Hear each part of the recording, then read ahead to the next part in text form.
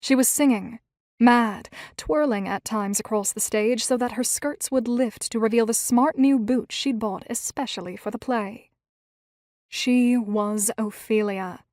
Tragic, bereft Ophelia, and had practiced singing her mad, sad lines until her voice had gone hoarse, and she'd had to rest it for 2 days just to speak again without a rasp.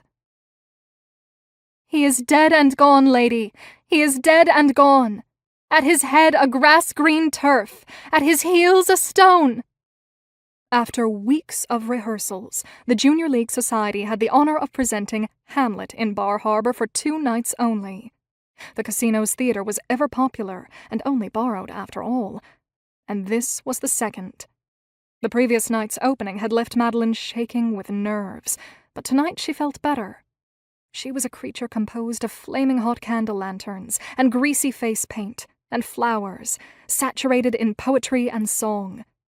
The heels of her boots struck the stage so lightly she felt at times she might actually be floating.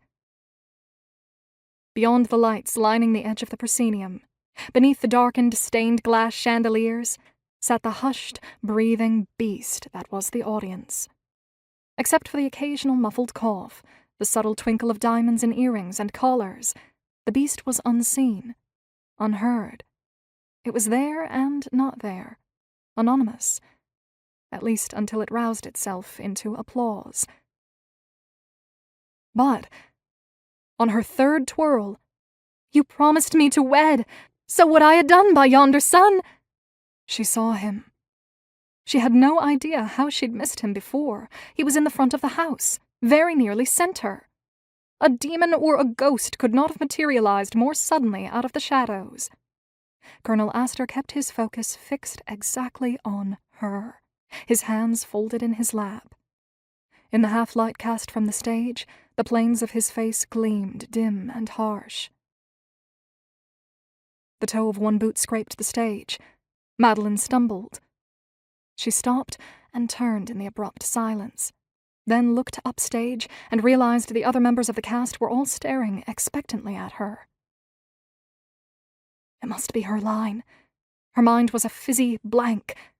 She stared back at them helplessly, the roar of her blood louder and louder in her ears. In the back of the house, someone sneezed. Once, twice. Dorothy Cramp, who had been so bitter with envy that Madeleine had won the part of Ophelia that she'd threatened to renounce the League, glared at Madeleine from beneath the tin of King Claudius's crown.